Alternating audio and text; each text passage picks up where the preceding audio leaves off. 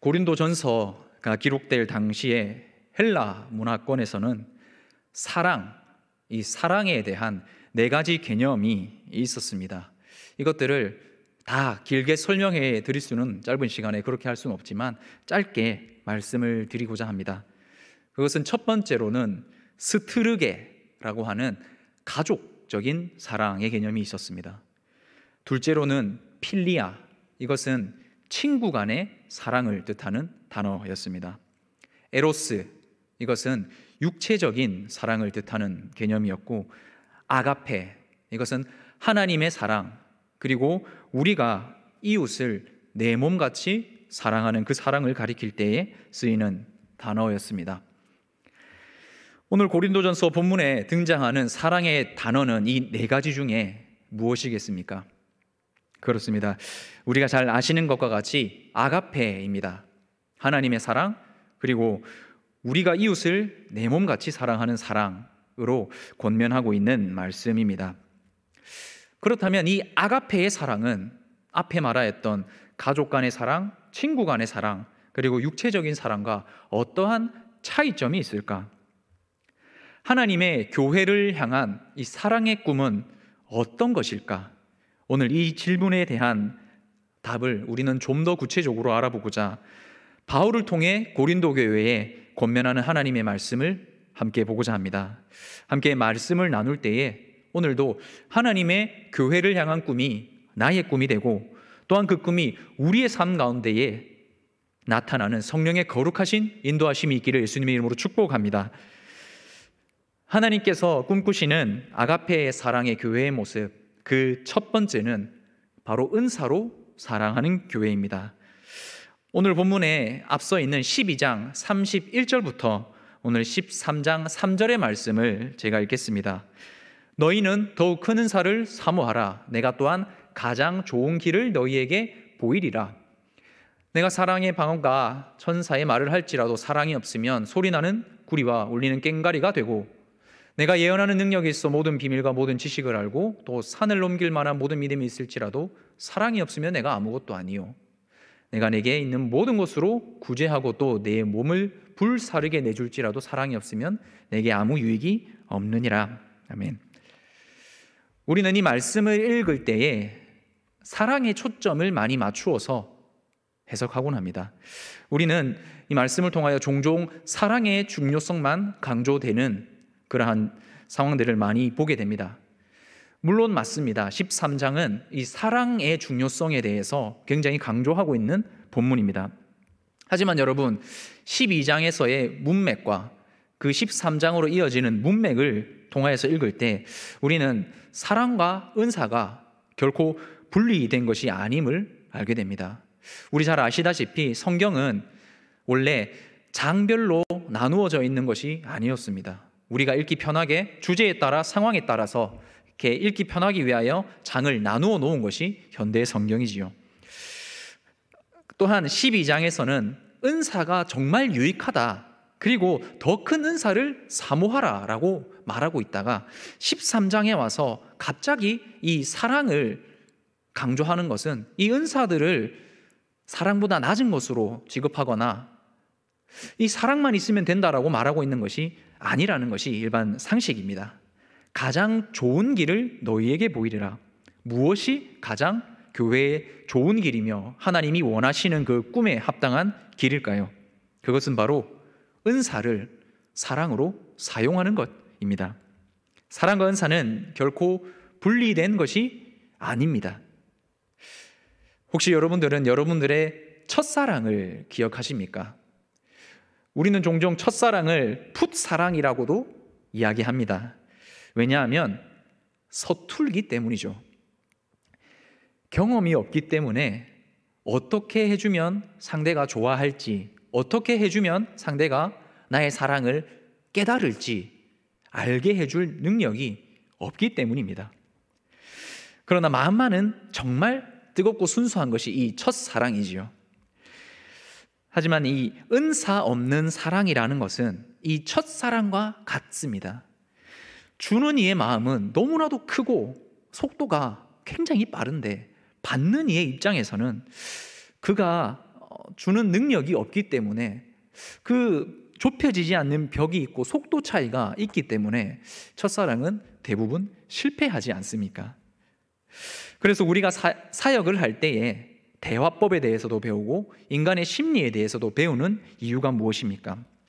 그것은 대화법, 인간의 심리 이런 것들을 배움으로 우리 안에 있는 은사가 더욱 발달되게 하여서 결국 더 사랑하기 위해서 우리가 이것들을 배우는 것이 아니겠습니까? 주는 만큼 받는 이도 기뻐할 수 있도록, 느낄 수 있도록 상호 소통이 되는 사랑을 하기 위해서 우리는 이것들을 배웁니다.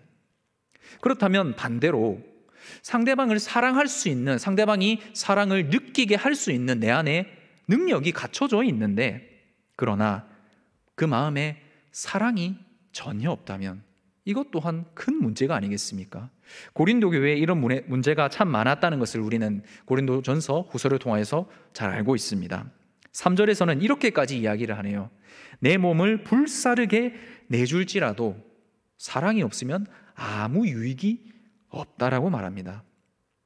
우리는 이 말씀을 통하여서 굉장히 소름 돋는 사실 한 가지를 알 수 있는 것이 사랑이 없어도 사랑을 흉내낼 수 있다는 것입니다. 이것은 하나님께서 꿈꾸시는 교회의 모습이 아닌 줄로 믿습니다. 하나님의 뜻은 진짜 사랑의 마음으로 서로에게 은사대로 섬기는 것이 하나님의 꿈입니다. 하나님의 뜻은 우리 각자가 받은 은사를 진짜 사랑의 도구로 사용하는 것인 줄 믿습니다. 온천교회에는 달란트 사역팀이 있었지요. 농어촌 어르신들에게 벽지를 발라주고 페인트 칠을 해주고 하면은 얼마나 그분들은 좋아하시는지, 저도 그 현장을 한번 가보았는데 정말 미안해하면서까지 기뻐하시고 감사하던 그 어르신분들의 모습이 기억이 납니다. 제가 섬기던 이전 교회에서는요, 동물들을 잘 관리하는, 동물들을 사랑하는 은사가 있으신 한 권사님이 계셨습니다. 강아지, 고양이, 닭, 토끼, 많은 종류가 있었는데 그 권사님이 점심때 와서 다 먹이를 주고 저녁에 와서 먹이 주고 3년 가운데 그 동물들 중에 한 명도 죽는 것을 보지 못했습니다. 다 건강하게 살더라고요. 그렇게 되니 어떠한 그런 은사로 섬기니 어떠한 결과가 나타났는가 하면 주변의 어린이집에서 교회를 탐방 오는 것입니다. 동물들 보고 닭 보고 토끼 보는 것이 그 아이들의 즐거움인 것이죠. 교회는 그 상황에서 어떻게 했겠습니까? 전도했습니다. 그 권사님의 그 동물을 사랑하고 잘 관리하시는 은사로 말미암아 전도의 사역으로, 그 사랑의 생명의 사역으로 하나님께서 길을 열어주시는 것을 저는 경험하였습니다. 이처럼 하나님께서 우리 주에게 주신 각각의 은사들은 서로 사랑하기 위한 도구들로 주신 줄 믿습니다. 사랑하는 성도 여러분, 은사로 서로 사랑하며 섬기는 교회가 되시기를 예수님의 이름으로 축복합니다. 또한 사랑을 흉내내는 것이 아니라 진정한 사랑으로 서로 섬기는 그 하나님의 꿈을 꾸시는 온천교회가 되시기를 예수님의 이름으로 축복합니다. 하나님께서 꿈꾸시는 그 아가페 사랑 교회의 모습, 그 두 번째는 오래 참음으로 사랑하는 교회입니다. 우리 오늘 본문의 말씀 4절의 말씀 한번 같이 읽겠습니다. 사랑은 오래 참고, 사랑은 온유하며, 시기하지 아니하며, 사랑은 자랑하지 아니하며, 교만하지 아니하며. 4절에서 7절까지의 본문에서는 사랑의 모습들이 나와 있는데요, 크게 두 분류로 나눠 있습니다. 그것은 하는 것과 하지 않는 것으로 크게 분류가 되어 있습니다. 하지 않는 것은 이런 것들이 있습니다. 시기하지 않고, 자랑하지 않고, 교만하지 않고, 무례히 행하지 않고, 자기 유익을 구하지 않고, 성내지 않고, 악한 것을 생각하지 않고, 불의를 기뻐하지 않고. 여러분, 이 하지 않는 것들은 하는 것들 사이에 중간에 배치되어 있습니다. 하는 것은 첫 번째 7가지 중에 첫 번째와 두 번째는 가장 처음에 배치되어 있고, 그리고 나머지 것 5가지는 그 뒤에 배치가 되어 있는데, 이 첫 번째 사랑에 대해서 얘기할 때 가장 먼저 이야기하고 있는 것이 바로 오래 참고입니다. 왜 차례대로 구분하여서 보기 편하게 배열하지 않고 이렇게 해놓았을까요? 그것은 강조하는 데에 있습니다. 이 오래 참음은 하나님의 성품 중에 우리가 성경을 통해서 가장 많이 발견되는 하나님의 성품 중에 하나입니다. 그래서 바울은 하나님께서 꿈꾸시는 아가페 사랑의 교회를 말할 때에 그 사랑의 첫 번째 속성인 오래 참음부터 배열함으로 이 모든 사랑을 강조하고 있는 것이지요. 또한 오래 참음 그 뒤에 나오는 것들은 오래 참음으로부터 시작할 수 있는, 오래 참음은 이 모든 것들의 출발점이 되는 것이죠. 시기하지 않고 자랑하지 않고 교만하지 않고 무례히 행하지 않고 모든 것이 우리가 참아야 할 수 있는 것들입니다. 오래 참음이 없이는 결코 이룰 수 없는 것이기 때문에 가장 먼저 사랑의 속성에 대해서 이야기할 때에, 하나님의 아가페 사랑에 대해서 설명할 때에 오래 참음부터 말하고 있는 것입니다. 하나님께서는 니느웨 성의 심판을 요나를 통하여 선포하십니다. 그리고는 40일 동안의 기회를 주십니다. 만약 하나님께서 노하기를 급히 하셨다면 회개할 기회를 주지 않고 바로 심판하셨을 것입니다. 하나님은 바울에게 은혜를 베푸셨습니다. 바울은 자신을 죄인 중에 괴수라고 고백합니다. 그럼에도 불구하고 예수님의 긍휼을 입은 그 바울은 그 이유에 대해서 이렇게 설명하고 있습니다. 디모데전서 1장 16절의 말씀 우리 한 목소리로 읽겠습니다. 그러나 내가 긍휼을 입은 까닭은 예수 그리스도께서 내게 먼저 일체 오래 참으심을 보이사 후에 주를 믿어 영생 얻는 자들에게 본이 되게 하려 하심이라. 아멘. 스스로 그 오래 참으심을 경험한 것이 이 하나님의 성품이 오래 참으심이었기 때문에 교회 또한 하나님께서 이렇게 되기를 바라고 꿈꾸신다라고 바울은 이야기하고 있는 것이지요. 또한 베드로는 이렇게 고백합니다. 베드로후서 3장 15절의 말씀입니다.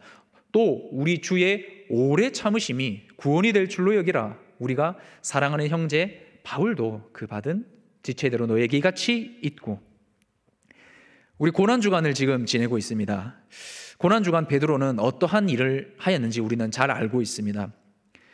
예수님께서 안나스와 가야바에게 심판을 받으실 때에 그것을 지켜보고 있던 자가 베드로였고, 예수님의 예언에 맞게 3번이나 부인하였던 것이 베드로입니다. 그러나 예수님께서 다시 그 베드로에게 찾아오셔서 용서하시고 사랑으로 품으시고 네가 나를 사랑하느냐, 네가 나를 사랑하느냐, 다시 사명의 길로 가게 하신 그 예수님을 생각하면서 베드로는 이 오래 참으시는 하나님에 대해서 고백하고 있는 것이죠. 공통적으로 고백하고 있는 하나님의 성품이 오래 참으심입니다. 그것이 하나님께서 죄인들을 대하시는 사랑의 첫 번째 방법이었기 때문입니다. 이 오래 참으시는 하나님께서 하나님의 아들 그리고 하나님의 딸들로 함께 모인 이 교회에 서로 오래 참음으로 사랑하기를 바라고 꿈꾸시는 것을 믿으시기를 예수님의 이름으로 축복합니다. 예수님의 피값으로 세우신 교회입니다. 얼마나 하나님께서 관심과 기대가 많으시겠습니까? 우리는 차마 상상도 할 수 없을 만큼 하나님은 우리를 기대하고 우리에게 꿈꾸신다는 사실을 우리는 꼭 기억해야 할 것입니다. 그래서 하나님께서는 바울을 통해 데살로니가 교회에서도 이렇게 똑같이 반복해서 권면하고 있는 말씀이 있습니다. 데살로니가전서 5장 14절의 말씀 우리 함께 읽겠습니다. 또 형제들아 너희를 권면하노니 게으른 자들을 권계하며 마음이 약한 자들을 격려하고 힘이 없는 자들을 붙들어주며 모든 사람에게 오래 참으라. 이 오래 참음이 하나님의 성품이요 하나님의 뜻이요 우리 교회를 향한 하나님의 꿈이시고 사랑이신 줄 믿습니다. 사랑이 풍성한 교회, 그리스도의 사랑을 실천하는 교회, 그 하나님의 꿈을 우리가 꿈꾸고 달려가는 길에 그 꿈의 시작점에는 바로 오래 참음이 있는 것이죠. 오래 참으신 예수님을 기억하면서 우리도 서로 사랑하며 오래 참을 수 있기를 주님의 이름으로 축복합니다. 그러나 우리가 교회를 세워갈 때에 이 원리를 악용해서는 안 될 것입니다. 너는 왜 그렇게 오래 참지 못해? 하나님의 말씀은 너를 오래 참으라고 하는데 이렇게 정죄하는 도구로 사용해서는 안 될 것입니다. 왜냐하면 하나님께서 꿈꾸시는 사랑의 오래 참음은 한 방향이 아니라 모두를 향한 방향이기 때문입니다. 사랑하는 성도 여러분, 우리는 고난 주간을 맞이하여서 주님께서 죄인된 우리를 어떻게 사랑하셨는지 묵상하는 한 주를 보내고 있습니다. 묵상하실 때에 특별히 주님의 오래 참으심을 한번 생각해 보면서 묵상해 보시기를 바랍니다. 이사야서 53장 7절에서 우리가 잘 아는 말씀이지만 한 목소리를 한번 읽었으면 좋겠습니다. 그가 곤욕을 당하여 괴로울 때에도 그의 입을 열지 아니하였으며 마치 도수장으로 끌려가는 어린 양과 털 깎는 자 앞에서 잠잠한 양같이 그의 입을 열지 아니하였도다. 온갖 조롱과 비난을 당하면서 재판을 당하면서도 가장 의로우신 예수님께서, 가장 할 말이 많으신 그분께서 오래 참으시고 침묵하시고 십자가의 길을 묵묵히 걸어가시는 데에 그 예수님의 중심에 무엇이 있었겠습니까? 성령을 통하여 뜨겁게 사랑하는 교회, 그 성령의 꿈을 예수님께서 품기 있었기 때문에 이렇게 오래 참으실 수 있었던 것 아닐까요? 오래 참음으로 서로 사랑하는 교회, 그래서 하나님의 꿈이 충만히 이루어지는 온천교회가 되시기를 예수님의 이름으로 축복합니다. 아가페 하나님의 사랑이 가득한 교회, 그 세 번째 모습은 바로 진리 안에서 사랑하는 교회입니다. 6절에서 오늘 본문은 이렇게 말하고 있습니다. 불의를 기뻐하지 아니하며 진리와 함께 기뻐하고. 하나님께서 꿈꾸시는 교회의 모습, 오래 참음이다. 그렇다면 그 기준은 어디까지일까요? 만약 하나님의 말씀과 반대되는 것, 그런 메시지들이 들어올 때에 우리는 그것들을 오래 참아야 할까요? 그렇지 않습니다. 만약 하나님께서 꿈꾸시는 교회 가운데에 분위기라는 측면만 바라본다면 어떤 분위기가 하나님께서 기뻐하시는, 꿈꾸시는 교회일까요? 예, 물론 그것은 기쁨이 가득한 교회가 되는 것입니다. 웃음소리가 있고 감사가 있고 화기애애한 분위기를 하나님께서 꿈꾸시고 기뻐하시는 것은 분명합니다. 이 기쁨이라는 단어에 대해서 한번 생각해 보십시오. 오늘 본문에서 이 기쁨이라는 단어는 유쾌하게 되다, 행복하다라는 뜻을 가지고 있습니다. 유쾌함, 행복, 그것이 가득한 곳이라면 우리는 어떤 것을 여러분들은 떠올리십니까? 결혼식에 가면 결혼의 기쁨이 충만합니다. 동창회에 가면 오랜만에 만난 친구들 간의 기쁨이 충만합니다. 참 많은 곳이 있고 그곳마다 기쁨의 이유도 다양한 것이지요. 그러나 만약에 그곳에 죄로 인한 기쁨이 있는 곳이라면 어떨까요? 하나님께서는 그곳을 결코 기뻐하시지 않으시고 영광받지도 않으시고 그것은 하나님이 계신 곳도 아닐 것입니다. 우리가 잘 알다시피 이방 신전에서는 기쁨들이 있었습니다. 먹고 마시는 기쁨과 서로 교제하는 기쁨과 또 서로의 성적인 쾌락을 즐기는 기쁨들이 가득하던 곳이 이 이방 신전들입니다. 하지만 교회는 이런 기쁨들이 있는 곳이 아닙니다. 죄로 말미암는 쾌락과 즐거움이 있는 곳이 아니라 오직 진리이신 예수 그리스도 복음으로 말미암는 거룩한 기쁨, 거룩한 사랑이 있는 곳이 되어야 한다고 말하고 있습니다. 여기가 그리스도인의 사랑과 교회가 꿈꾸는 사랑에 여기에 그 구별점이 있습니다. 거룩한 사랑, 거룩한 기쁨입니다. 진리와 함께 기뻐하고 진리 안에서 사랑하고 세상의 빌진리와는 타협하지 않는 것입니다. 교회의 본질을 흐트러뜨리는 세상의 메시지까지 사랑하지 않는 것, 그것을 오래 참지 않는 것이 바로 사람의 사랑과는 다른 하나님의 사랑이라고 말씀으로 권면하고 있습니다. 그렇기 때문에 우리가 오래 참고 관용하는 그 사랑의 교회를 꿈꾼다 할지라도 어떤 것이 진리가 아니고 진리와 반대되고 진리를 훼손시키는 것까지 받아들이고 참고 사랑하라고 말하는 것이 하나님의 사랑의 꿈이 아닌 것이죠. 영원한 진리이신 하나님의 말씀이라는 기준 안에서 서로 사랑하는 교회가 되어야 할 줄로 믿습니다. 모든 것을 참으며 오래 참고 온유한 사랑이 가득한 교회를 하나님은 꿈꾸고 계시지만 죄도 사랑하라고, 죄도 참으라고 말씀하시지 않으십니다. 설령 그것이 내게 큰 기쁨이 된다 할지라도, 교회의 큰 유익과 성장이 된다 할지라도, 더 넘어서서 교계의 큰 덕이 된다 할지라도, 우리가 어떤 사역을 해나갈 때에 그 사역에 죄가 포함되어 있다면 그것은 하나님께서 꿈꾸시는 사랑의 모습이 아닐 줄로 믿습니다. 사랑하는 성도 여러분, 하나님께서 우리 교회를 통해 꿈꾸시는 그 사랑의 모습은 오직 진리와 함께 진리 안에서 사랑하는 것인 줄로 믿습니다. 이 사랑의 꿈을 우리가 교회에서 꿈꾸시기를 바랍니다. 또한 우리의 가정에서, 우리의 삶의 터에서, 또 우리의 다음 세대들에게는 학교와 학원에서까지 모든 곳, 모든 시간, 모든 상황 가운데 거룩한 구별과 함께 사랑하시는 하나님의 기쁨이 되시기를 주님의 이름으로 축복합니다. 우리는 오늘 고린도전서 13장의 말씀을 통하여 바울의 입술을 통해서 하나님께서 어떤 아가페적 교회를 꿈꾸시고 계시는지 살펴보았습니다. 그것은 첫 번째로 은사로 서로 사랑하는 교회였습니다. 그것은 둘째로 오래 참음으로 서로 사랑하는 교회의 모습이었습니다. 그리고 세 번째로 진리 안에서 타협하지 않고 사랑하는 교회의 모습이었습니다. 이러한 사랑의 꿈을 꾸며 살아계시는 분들이 계십니까? 그리고 그 꿈으로 말미암아 정말 힘이 나고 은혜가 풍성한 삶을 살고 계신 분들 계십니까? 하나님께서 영광 받으시는 줄로 믿습니다. 그러나 그와는 반대로 한편으로는 이제는 지쳐서 그만하고 싶고 상처 입음으로 말미암아 주저앉는 분들 계십니까? 그렇습니다. 우리는 약한 존재입니다. 하나님의 아가페 사랑을 온전히 이루기에는 저를 포함한 우리 모두가 여전히 부족한 존재들이지요. 그러나 여러분, 결코 꿈을 꾸고 그 길을 향하여서 달려가는 것만은 포기하지 말아야 할 줄로 믿습니다.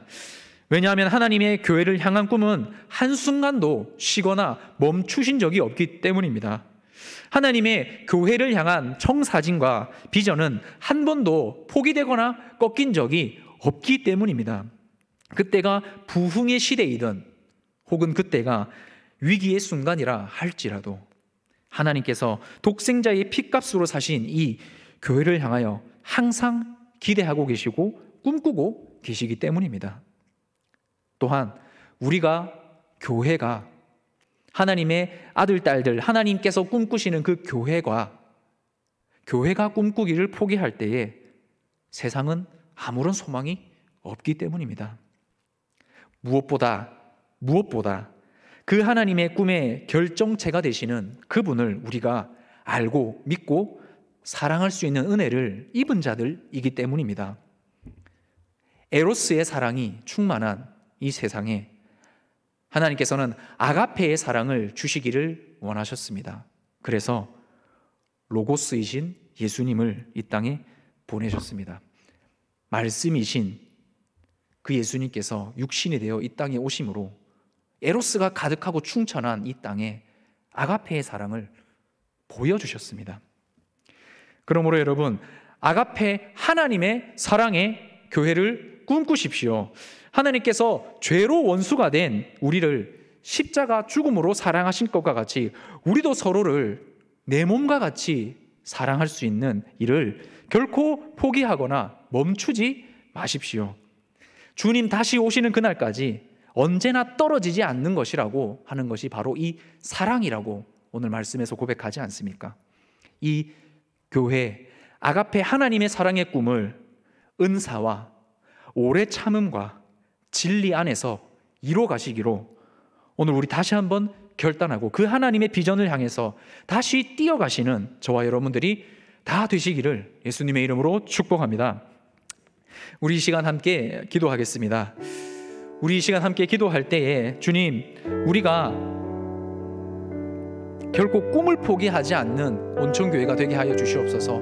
하나님께서 예수님의 피값으로 사신 이 교회를 향하여 여전히 꿈꾸고 계시다면 우리 또한 여전히 꿈꿔야 할 줄 믿습니다. 결코 이 꿈을 포기하지 않는, 사랑의 꿈을 포기하지 않는 우리 교회가 되게 하여 주시옵소서. 코로나로 하여금 힘들다 하고 교회가 되지 않는다라고 말하는 이 순간에도 우리 결코 하나님께서 말씀을 통하여 권면하시는 이 사랑의 꿈을 결코 포기하지 않고 오늘도 한 발 한 발 나갈 수 있는 우리가 다 될 수 있도록 함께 기도할 때에 우리 주여 한번 부르시고 기도하겠습니다.